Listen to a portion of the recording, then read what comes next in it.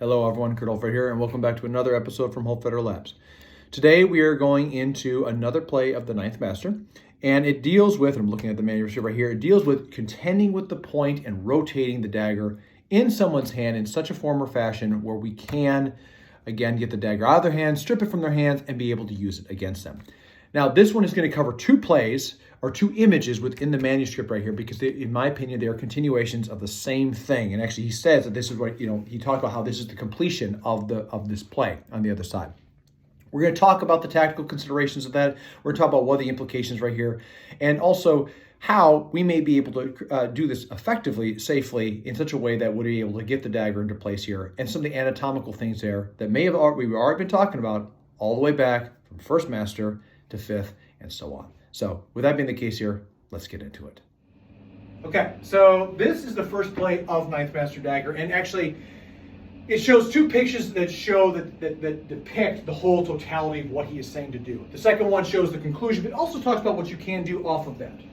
So with that being the case here, we're going to take a look here, first and foremost, off the cover of Ninth Master Dagger. We are then going to work towards that grabbing of the blade. Now, this is, once again, nothing new that we have not already been talking about, where you strip blades, do all these things right here. None of that here is whatsoever not in play. It's the same kind of concepts. But instead of using a dagger, I'm unarmed, and I'm utilizing that fourth master cover from below to get somebody into a place where I can use the dagger. Remember the anatomy right here. So we put the hand up right here again for first master. This right here is harder to hold on to than me doing this right here, because I have to go through all these fingers, where rather than going through the opening of his hands, where I can do this. That same type of taking the dagger like this off of the person and stabbing with the point where you're half-mast on the dagger is the play that we're going with here. Shot comes into the guts. Here, grab, turn. What Fiore talks about is coming to this position. I let go of the right hand and I move to here. Now remember, if the guy's low to the ground, if I'm here low to the ground and I come to this, that's a lot easier for me to kind of keep his weight low into this. If I have two hands on the dagger here, and the dagger on the wrist, I have more things I can manipulate. I can really wrench and turn this thing out. Big consideration facts here. One thing that you're not seeing is this rondelle portion is going into my pinky. So I've covered in. I want to make sure I have space here to not have it cut my own finger off with the disc of the dagger. In. Okay? Put sides here so we can see it. So Ninth Master cover, in, grabbing, and this is the spot we see here with the image right here. So from this, I take hold of the middle. Again, I don't want to grab here, because all he has to do is step into me and he just stab my hand.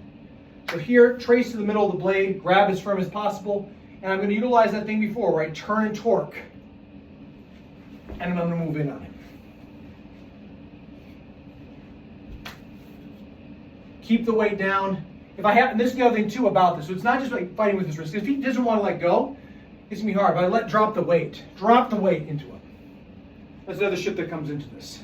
Mind you, being a great uke, not necessarily what would happen against somebody in that fight situation. In, boom, in. I'm here. Drop the weight. Probably not go into them. In, grab here, drop the weight, turn, and now I've got access. Resist that a little bit. Good. Drop the weight. Oh, yeah, that's really nasty. Don't hurt your arm. In. Go.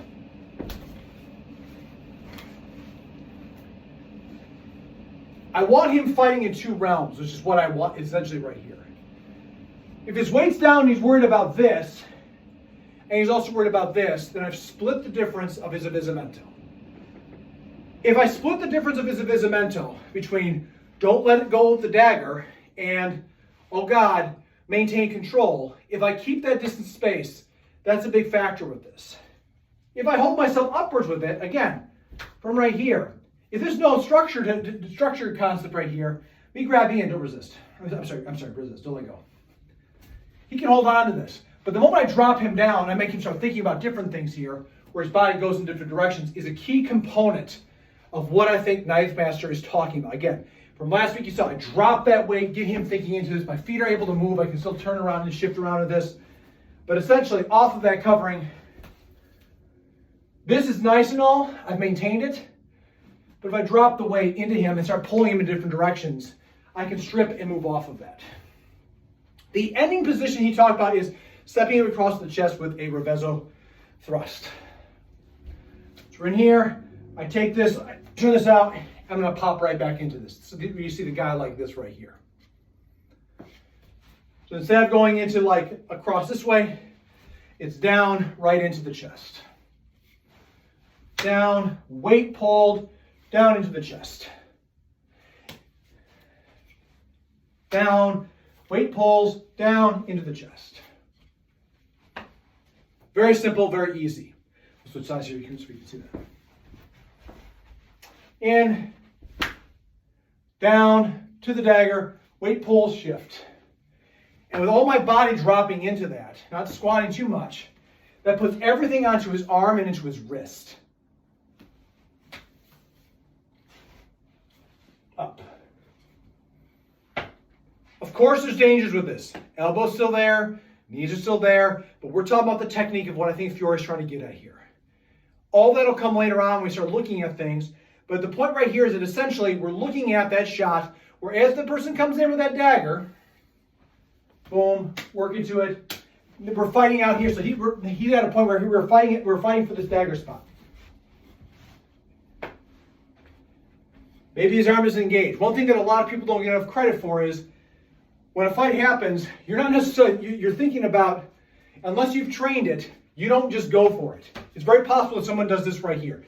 Logic does not make sense in combat situations.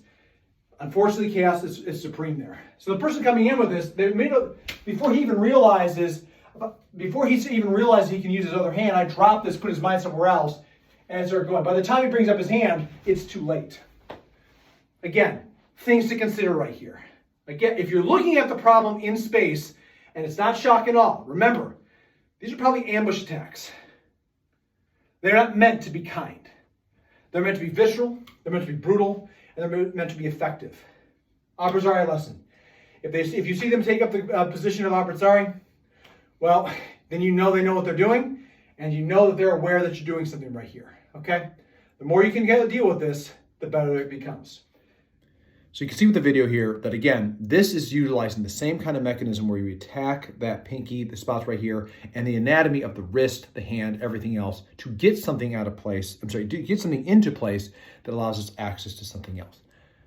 One of the big things that I think is very powerful about this right here is that, again, it deals and contends with the notion of go immediately, strip it out of the hands. I've talked about this before with some of the 6th Master and also an 8th Master too, about how we make that covering and we can use the dagger to do the same thing. I've also talked about Peter Faulkner, who utilizes the same kind of concept right here, but he chooses to use the dagger in a play and strip it up and stick the person into the armpit, which allows that immediate action off of this. I don't believe this is any different. This is just Fiore's way of saying, in this case right here, if I have a dagger in my hand, I can do the same thing to do the rotational turn here. But in this case, I don't, so I'm utilizing the same type of jerk pull wrist manipulation against an assailant to get the dagger out, to attack the weak portions of the hand, and to rotate it out, pull the dagger free, and then stab you and finish the task with the dagger in hand. And those are key factors right here that I believe make this play so very easy to kind of contend with. A big part about this too that I also like to think about is, again, with that dragging the weight down on the person, again, we're not leaning into it. I think we're squatting here and I want his arm low. We want to shift the avvisamento. We want this person to feel like they're falling forward. We want to make it feel like they're losing their ground and everything else. And now there's a battle in their own mind of preservation. You got to understand something about the psychology of fight when it comes down to people. Preservation is a big part about that. Whether they're conscious about it or not, the human mind will always want to try to keep itself alive and safe. It will sacrifice things that will, of course, be, which is of lesser detriment to my survival right here. That's a big part about some of the combat stuff that's out there. If you ever heard stories about people that have had, accidents while hiking or climbing, whatever, and they fall down and then they hack their hand off because it gets pinned between rocks. No person wants to cut off their hands, but the brain switches off to the point where it's like, you know what? I either die here or I cut this thing off and I get the heck out of here. And it'll make that choice and allow the body to do the thing that's necessary in this space to survive. In a dagger assault like this right here, I believe that's what Fiore is trying to tell us to do, is that we are trying to attack that portion of a person's psyche where they are choosing which is the better option for them to survive with. In this case right here, when I drop down into this and I take that dagger away, if I drop my weight down, utilizing the entry portion we see with the ninth master, I'm going forward with it. That's the first thing I want right here. I want them yanking back, and then they start feeling me pulling on the dagger. Now the mind is in two spaces. Do I fall forward or do I fight with the dagger? And that is exactly what a person in this type of situation here wants the other person to feel like, as in the person that's performing the technique. Because if you are in conflict with yourself about what is the better survival tactic, then I have an opportunity that's straightforward. So please understand, when I talk about avvisimento is not like, okay, what technique are they taking? No, it's also the internal piece.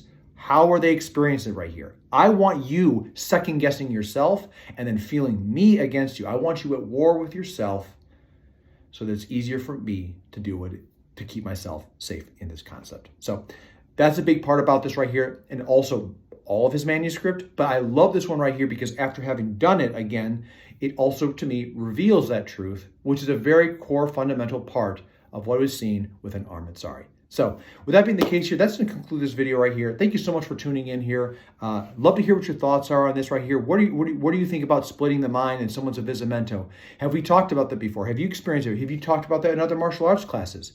I'm very interested to see what people have to say about that and share your experiences out there. And again, for all my viewers and subscribers and people that have tuned in, thank you so much for stopping by.